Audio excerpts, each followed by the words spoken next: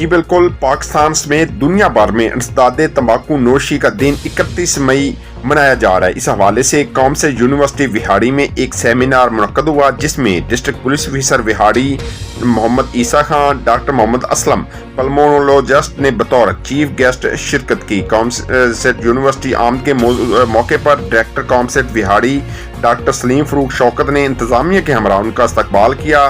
तकरीब के दौरान district police officer Mohammad Isa Khan ने खिताब करते हुए कहा कि इंसदादे तंबाकू नोशी के आलमी दिन मनाने का मकसद शहरियों में तंबाकू नोशी के मुज़र असरात के बारे में शऊर, बेदारी और आगाही पैदा करना, इसकी हौसला शक्नी करना है।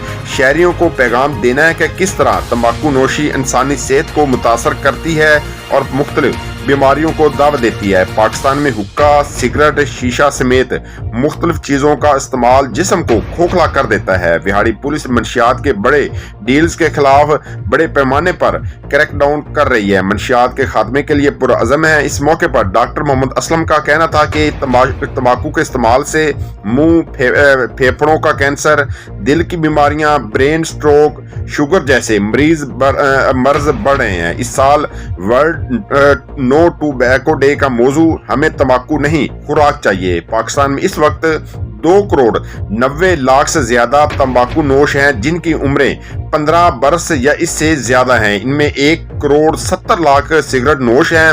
हर साल 2 लाख से ज्यादा अफराद तंबाकू नोशी के इस्तेमाल से पैदा होने वाली बीमारियों से मौत के मुंह में जा रहे हैं। तकरीब के दौरान deputy registrar Saliya Imran Khan, event management committee doctor GM Shahid, DSP circle Saddar Rao Mohammad Saleem, DSP legal Aslam Hayat भी मौजूद थे। जी, मज़ीद खबरों और अपडेट से बाखबर रहने के लिए देखते रहिए ACN न्यूज़ HD।